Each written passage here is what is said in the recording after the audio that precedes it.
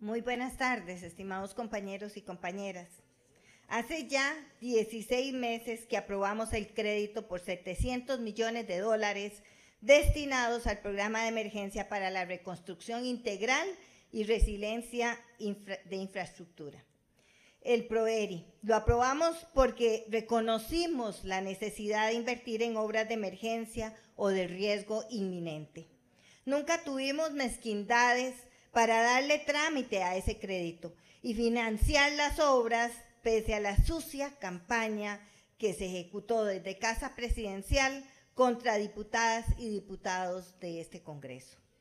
Lo habíamos aprobado con advertencia de que era necesaria la fiscalización y el control, y de hecho exigimos una serie de requisitos de auditorías y que se debía llevar informes sobre este proyecto y periódicamente exponerlo en la Comisión de Asuntos Hacendarios.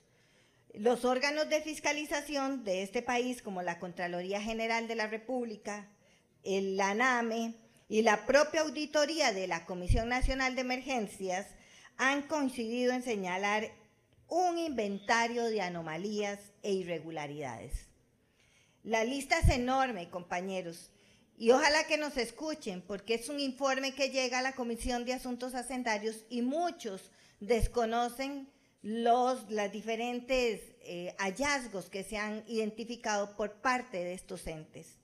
Primero, no existen sistemas de control eficaz y eficiente, lo que compromete la independencia y la objetividad de PROERI.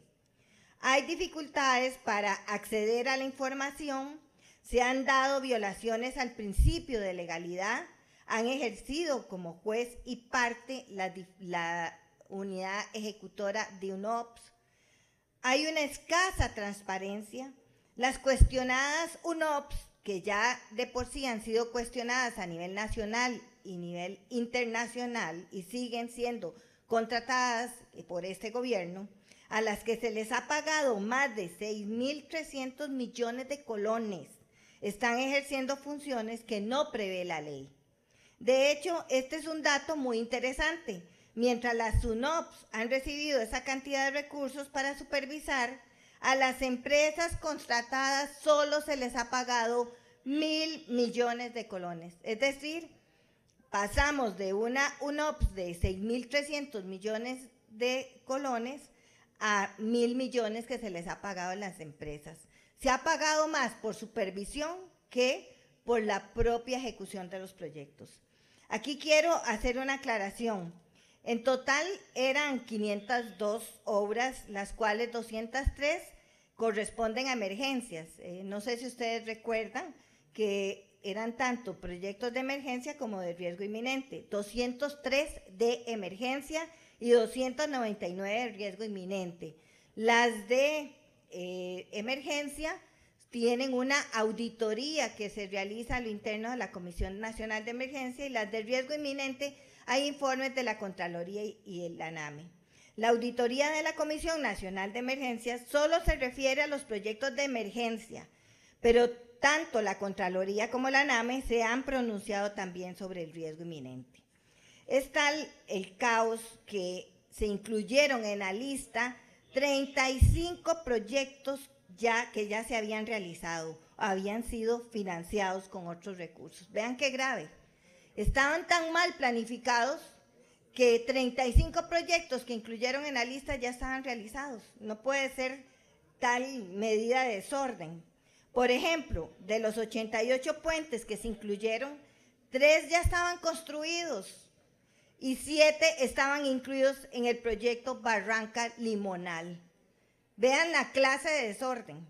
Fue la fiscalización del Laboratorio Nacional de Materiales y Modelos Estructurales que hizo esa fiscalización, y que, por cierto, es la fiscalización que tanto odia este gobierno, la que advirtió semejante pifia. Después corrieron a sacar esos proyectos de la lista. Lo otro que preocupa es la pobre ejecución de los proyectos de emergencia.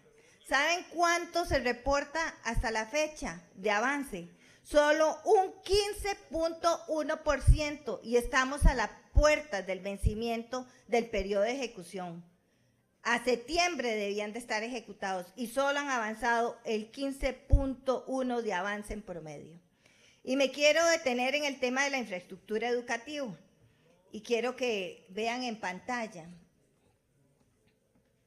Según la auditoría del CNE, el avance en escuelas es apenas 5.9 y ahí mismo pueden ver el avance del resto de los proyectos, que en promedio son el 15.16, compañeros.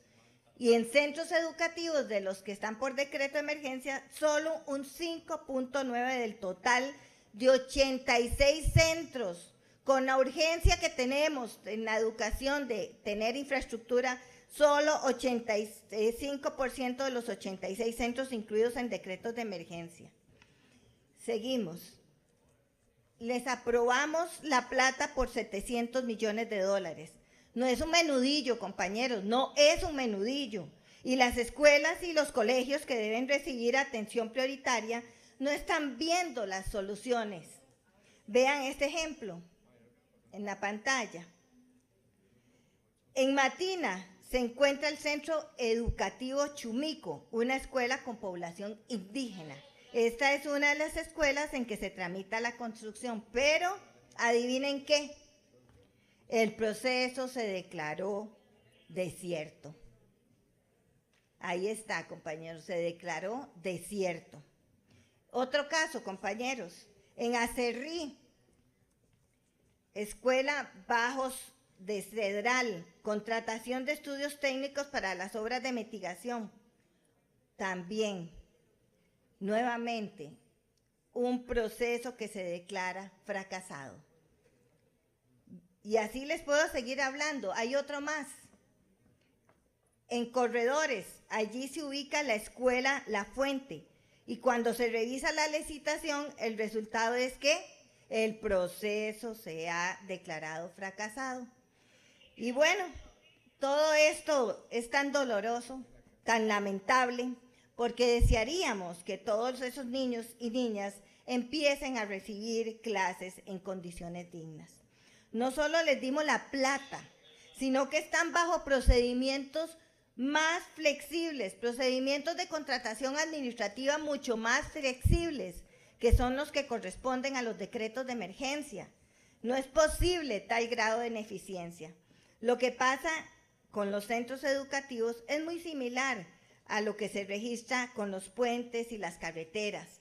Los incluyeron en la lista, pero los procesos terminan infructuosos, porque ni siquiera se sabe si van a hacer, si los van a hacer, y si no existe ni siquiera información en los carteles. Los carteles están mal hechos. Por cierto, ¿saben cuántos se han declarado infructuosos? El 22% de la totalidad de las contrataciones se han declarado infructuosas. Pero en el caso de las escuelas es todavía más triste que hayan manejado este programa de manera tan deficiente. Ahí hay niños y niñas esperando que el dinero que les tramitamos aquí con urgencia en este Congreso sea destinado a construir, no se le use para construir sus escuelas. Continúo con algunos detalles que han arrojado los órganos de fiscalización. Hay expedientes incompletos e inconsistencias en los procesos de licitación. Se han seleccionado oferentes sin acreditar idoneidad. La auditoría de la Comisión Nacional de Emergencias detectó ofertas sobrevaluadas, omisiones en el cobro de multas, obras en terrenos privados sin permisos ni trámites de expropiación. Decía al principio que había que diferenciar entre proyectos de emergencia y aquellas obras en la lista que son de riesgo inminente. Esto de riesgo inminente resultó todo un vacío, lamentablemente, porque el Poder Ejecutivo no emitió ningún reglamento para establecer con certeza cuáles son con esos alcances. Lo que ha ocurrido con muchos de estos proyectos es que ni siquiera existen estudios e incluso esto ha obligado a la NAME a solicitar información fehaciente sobre por qué un proyecto se incluye en el listado cuando no existe justificación para ello. Es decir, no califican para riesgo inminente. En el caso de algunas vías incluidas en el listado, se registraron no menos de 27 sitios en los que no se justifica el riesgo inminente.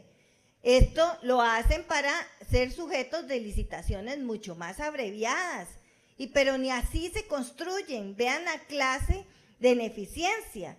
Y de los 88 puntos en carretera, solo 3 contaban con estudios básicos. 3 empresas concentraban el 25% de las contrataciones. Se han eliminado proyectos y luego reactivados sin ninguna justificación, aludiendo a que no se ha establecido un procedimiento para eliminar o sustituir. Se han detectado inconsistencias en pruebas de calidad de materiales y falta de aplicación de multas por atrasos. También inconsistencias en la asignación de decretos y errores en presupuestos. Otro problema que han afrontado los órganos fiscalizadores es el hecho que se les niega la información. Cito un ejemplo de esta negativa al brindar información. El 11 de junio, la NAME le envió un oficio a la Comisión Nacional de Emergencias en la que reiteraba la solicitud de aclaraciones pendientes desde el 4 de febrero que no han sido atendidas en relación a 7 proyectos de emergencia que forman parte del PROERI. En estas consultas se pidieron los criterios técnicos que llevaron a mantener 2 puentes bajo declaratoria de emergencia, ya que durante las inspecciones realizadas por la NAME el 16 de julio del 2024 no se logró detectar problemática de índole estructural o funcional que amerite intervención de emergencia. Otra emergencia que no correspondía a una emergencia.